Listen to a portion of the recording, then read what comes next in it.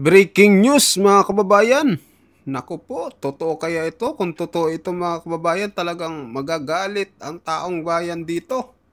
Lalo na yung mga kasundaluhan natin, mga Marines, mga Scout Ranger, mga retired general sa kanilang malalaman kung may katotohanan ito mga kababayan. Dahil sabi umano mga kababayan ng PSE, yung nalugi ng 5 trillion mula 2024 ayon sa dating BSP official na si Cora Gidot mga kababayan. Sabi niya dito, ayon kay Cora Gidot, dating official ng Bangko Sentral, bumagsak ng halos 5 trillion ang halaga ng merkado ng Philippine Stock Exchange mula Disyembre 2024 hanggang Oktobre 2025. Nako mga kababayan, 5 trillion mga kababayan, ang laki nito. Tapos nung nakaraan, 'di ba, naglabas ng balita ito si Secretary Chairman Lim ng 1.7 trilyong tapyas sa Philippine stock market mga kababayan dahil sa issue ng corruption, dahil sa flood control. At mga 2 oras lang mga kababayan, naglabas din ang Malacanang na pinasisinungalingan nga itong balita na ito na wala daw katotohanan at fake news ang inilabas ng isang SEC chairman mga kababayan. Nako, sino kaya nagsasabi ng totoo? 1.7 trillion ang nawala at pinasinungalingan ng Malacanang na hindi totoo na 1.7 trillion. Di kaya hindi totoo yung 1.7 trillion dahil 5 trillion ang nawala mga kababayan. Nako, totoo kaya ito mga kababayan? Ano opinion nyo dito? Sabi pa dito, sa datos ng kanyang tinalap gamit ang AI, bumaba ang market cap ng PSE mula 19.9 trillion noong Disyembre 2024 at naging 18.5 trillion noong Pebrero 2025 at naging 14.9 trillion pagsapit ng Oktobre. Nako, grabe. Ang laki nga ng binaba mga kababayan. From 19.9 trillion hanggang naging 14.9 trillion. At sabi niya pa, tinawag niyang kasinungalingan ang pagtanggi ng Malacanang sa ulat ng 1.7 trilyong lugi na iniuugnay sa issue ng corruption. Nako, sinabihan kayo ng fake news ng dating BSP official na si Cora Gidot. Itong Malacanang, sinabihan ng fake news mga kababayan dahil tinawag daw nilang kasinungalingan itong 1.7 trilyong lugi. Tapos sobra pa pala mga kababayan, 5 trillion ang nawala. Nako. Kaya naman pala, nung nakaraan mga kababayan, nagsalita itong si Manny Panghilinan, ang chairman ng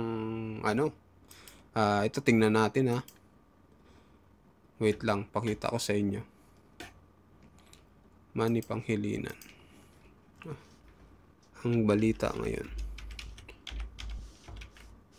Ito mga kababayan, nung nakaraan, naano ko na to sa inyo eh. Nabalita ko na to sa inyo. Itong lang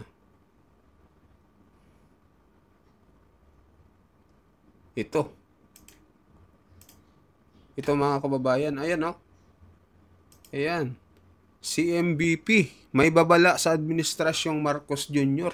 Nagbabala si Chairman Manny Panghilinan ng Metro Pacific Investment Corporation na posibleng humantong sa pagbagsak ng ekonomiya kung hindi agad aaksyonan ng gobyerno ang lumalalang issue ng corruption.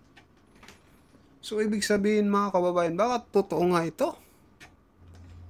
Kasi bilyonaryo ito nagsasalita eh.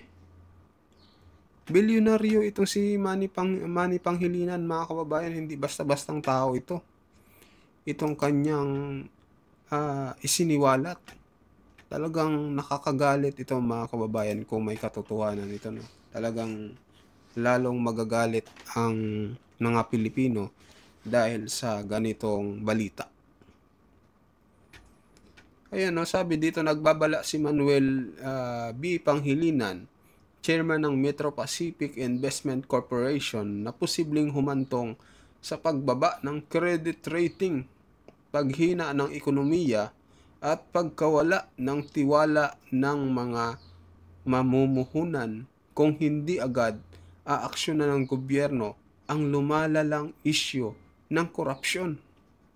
Mga kababayan, wala namang kasing ginagawa mga kababayan na na action about sa corruption, wala pang nakukulong. Kaya yung taong bayan wala nang tiwala ngayon sa gobyerno. Kasi sa ganitong mga pangyayari mga kababayan. Kaya pati yung mga investor siguro nagsisialisa na mga kababayan. Nako, matindi ito. Sabi sa kanyang talumpati sa Financial Executive Institute of the Philippines, sinabi ni Panghilinan na seryoso ang sitwasyon ngunit maaari pa itong maresolba sa tulong ng mga professional at institusyong handang manindigan para sa integridad. Nananatili akong tahimik tungkol sa isyong ito, pero kung papayagan ninyo ako, sasabihin kong ito ay problemang malulutas. Ngunit sa mahabang panahon at sa tulong ng mga taong narito sa bulwagang ito. Ako mga kababayan, grabe matindi itong mga sinabi dito ni Panghilinan. Talagang babala ito sa administrasyon ni BBM. Grabe. Talagang matindi itong nangyayari sa ating bansa mga kababayan. Hindi ito basta-basta dahil ang mangyayari mga kababayan. Tayo ang magsasuffer sa ganitong kalagayan. Bababa po ang piso mga kababayan. Mawawalan ng kwenta ang pera ng Pilipinas pagka ganitong bumabagsak ang ekonomiya natin.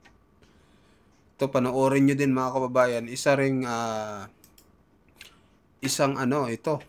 Kumbaga parang magaling din sa mga tradings mga kababayan. Panoorin nyo yung kanyang mga sinabi dito. Read in Facebook that the Philippine stock market 1.7 trillion wealth wiped out by corruption woes, sabi ng SEC. So ano ibig sabihin ng post na to?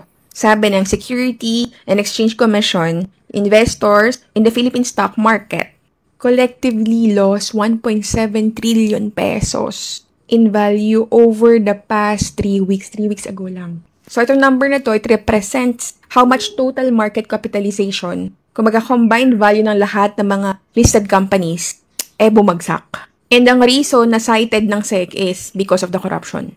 Meaning, yung mga issue about corruption, political instability, or lack of investors' confidence have caused investors, mapa-local man yan, mapa-foreign, binibenta nila yung mga shares nila. That is why bumabagsak yung stock prices. So in simple terms, malaki ang nawala sa Philippine stock market dahil sa mga investors na nagpo-pull out dahil sa concern nila about the corruption. Kasi kapag yung confidence level ng mga investors is bumabagsak about a certain country, a certain instrument, asset, bumabagsak talaga yung presyo. That is why yung total value ng market is bumabagsak din. So anong direct impact nito sa Pilipinas? So number 1, kapag bumagsak ang confidence sa mga investors at nakakita sila ng mga headlines about corruption, about massive losses, nawawala sila ng tiwala doon sa sistema. So ngayon, yung mga foreign investors, possibly they will pull out their funds and delay their new investments. So kaya nababawasan yung mga capital inflows. So yung mga local investors, imumove na lang nila yung investment nila sa mga mas safe, US dollar, gold, time deposit. So, ang epekto nito, less ang investment, slower ang business growth, mas onti yung trabaho.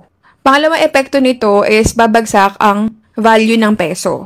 Siyempre, kapag bumagsak ang value ng peso, ano mangyari? Mas nagmamahal yung mga imports. Siyempre, karamihan naman ng mga goods natin sa Pilipinas, puro mga imports. So, yung mga gasolina, mga krudo, yung mga iba't ibang mga raw materials, mga goods. So, since mababa ang value ng peso at mataas ang value ng US dollar compared sa peso, so mas nagiging mahal yung bilihin natin. Kasi mahal yung import eh. So kung tataas yung presyo, ibig sabihin tataas yung inflation. Pag tumataas yung inflation, ibig sabihin tumataas din yung cost of living.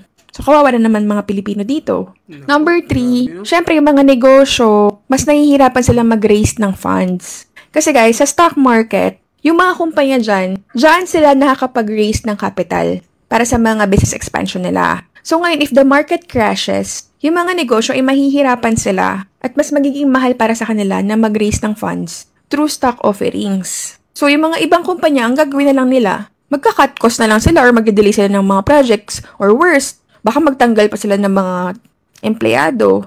Kasi kapag mas mabagal ang corporate growth, mas onti rin yung mga opportunities na pumapasok sa mga bagong trabaho. So, syempre, para sa atin, maraming mawawalan ng trabaho, maraming hindi magkakatrabaho. Dahil nga, mabagal ang growth ng mga kumpanya. Fourth is, magiging negative yung public sentiments. Syempre, pag natin ng mga tao na, 1.7 trillion yun nawala. Syempre, maapektuhan kung ano yung mararamdaman ng mga consumers at ng mga entrepreneurs. So, ngayon, yung mga consumers, medyo magiging matipid sila. So, hindi sila masyado gagastos kasi tatakot sila kasi baka magkaroon ng recession, additional inflation, or financial crisis. So, yung mga consumer, hindi sila masyado gagastos. Siyempre, yung mga entrepreneurs din, yung mga businessman dyan, siyempre, didelay na muna nila yung mga business expansion nila kasi natatakot sila na baka hindi maging okay or maging maganda yung resulta ng mga i-expand nila sa negosyo nila. So, didelay na muna nila yun. So, kapag walang masyadong spending sa market or umiikot sa ekonomiya na pera, walang masyadong circulation ng money sa ekonomiya, ang nangyayari is bumabagal yung ekonomiya natin, mas lalong walang nagiging activity overall. And it's not good for the economy. At ang pinakamasaklap pa dito, syempre, mas pumapangit din yung government image tsaka mga policy impact, which is matagal naman ang pangit.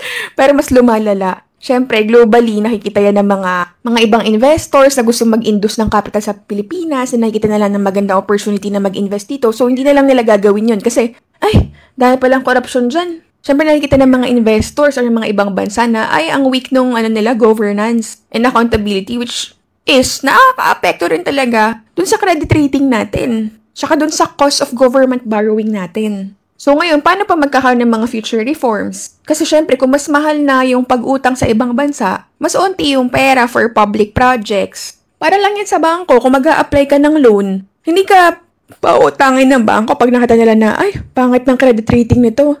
Maraming nangyayaring corruption dun sa kumpanya nila. Maraming mga anomalya nangyayari, so hindi ko i-approve yung loan nito. Same with us. If nakita ng mga ibang investors, ibang mga countries na nag-i-invest dito na, hindi pala okay dyan, wag na lang, sa iba na lang tayo. So, lesser yung funds for us na magkaroon ng progress sa growth ng Pilipinas. So, yung 1.7 trillion pesos, hindi lang yan numero. Reflection po yan kung gaano kalala yung corruption at gaano to nakaka-apekto sa overall confidence ng mga investors at kung paano to kaya niyang sirain yung buong ekonomiya. When investors lose their trust, the capital leaves, the peso weakens, prices will rise, and ordinary Filipinos eventually feel the pain. Kaya yung stock market na yan ang economic pulso ng ekonomiya ng Pilipinas. At ngayon, sinasabi sa atin na kailangan natin ng transparency, accountability, and good governance. At hindi to optional. They're essential if we really want true growth and stability. And I'm doing this content to make you all aware sa kung anong nangyayari sa Pilipinas.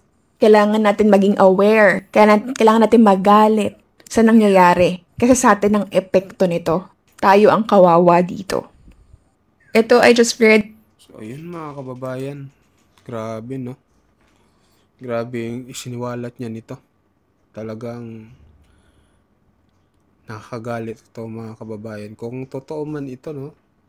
Kung itong balita na nanggaling sa BSP at sana wag nang pagtakpan ng Malacanang kung totoo man ito mga kababayan, kasi malalaman at palalaman din yan ng tao, mararamdaman naman ng tao at kung totoo talaga na bumabagsak ng ekonomiya ng ating bansa.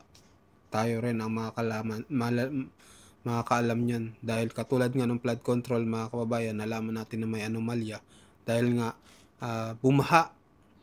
Yung Diyos na rin ang gumawa ng paraan. Bumaha sa Metro Manila, nalaman natin na yung ibang mga proyekto ng flood control ay hindi tapos at wala pa talagang nagagawa mga kababayan. Kaya ayun, nalaman din natin na ganun nga ang nangyari. So baka ganito rin ang mangyari mga kababayan. Malalaman natin to. So kayo mga kababayan, anong opinion nyo sa nangyayari sa ekonomiya nating bansa? May katotohanan ba ito o hindi? So mag-comment kayo, mag-like at mag-share sa ating video mga kababayan. Maraming salamat po sa inyong lahat.